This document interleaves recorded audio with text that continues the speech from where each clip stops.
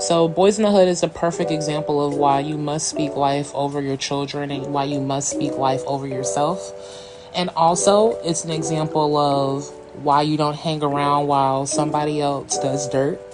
It's also a great example of, anyway, we meet our trusty, responsible protagonist, Trey, who's going to make it out of the hood, okay? Now, Trey, all his life, he was known as somebody who is smart, somebody who's responsible, somebody who was going to make it out of the hood. He had an activist father who taught him the game and made sure he was woke when it came to society and also when it came to being a man. All right, now him and his mother weren't together, of course, but his mother wanted to teach him how to be strong. Thus, he was sent to his father. All right, so Trey had the masculine energy that he needed to carry out a productive life.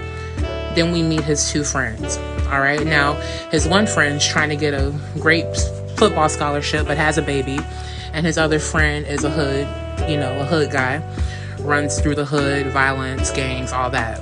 All right, now the hood guy, no life was ever spoken over him. His mom always called him a POS, always trashing him, always comparing him to his football playing brother who had a baby too, who messed up too. All right, now she never spoke life over Doughboy, ever. Doughboy is Ice Cube's character, if you've never watched the movie. She never spoke life over Doughboy, always put him down. He ain't this, he ain't that, comparing him to the football player, Morris Chestnut's character, okay? So, again, this is why it's important to speak life over your children.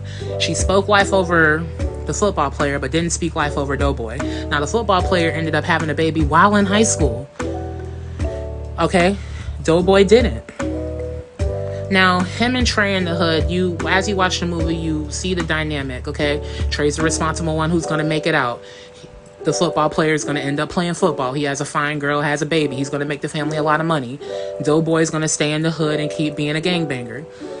But, again, it comes back to the mother not speaking life over Doughboy, but projecting the energy, oh, this one's going to do well. This one's going to do well, but this one isn't.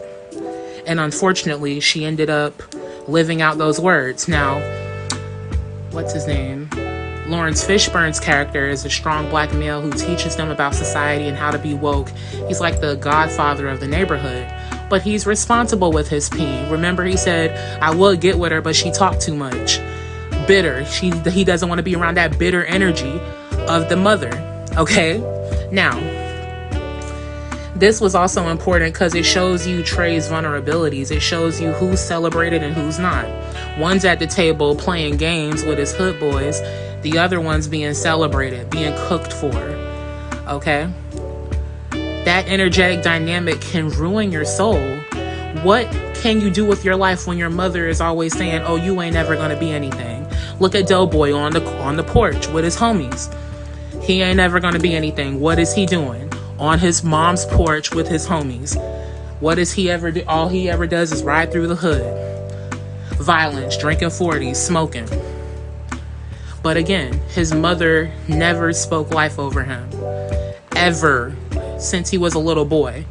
And this is an important character too, because in real life, this individual ended up dying. He played these violent characters in these movies, and that energy reproduced itself in his real life. You really have to watch what you do. Doughboy could never be anything because he felt like he could never be anything. His mother was never in his life saying what he could do. It's always what he couldn't do.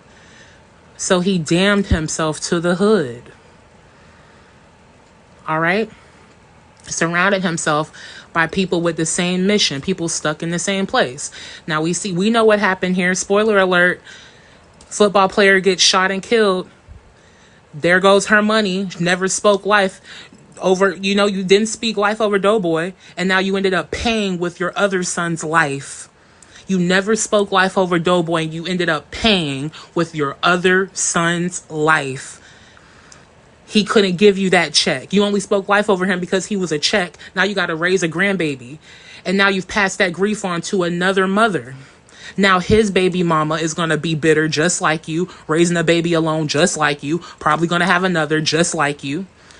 You didn't speak life over Doughboy around her. She never spoke up for Doughboy. So now she lost her mate. Karma, speaking life, part 1, Rip Doughboy. And also, this was a great movie. Make sure you watch it.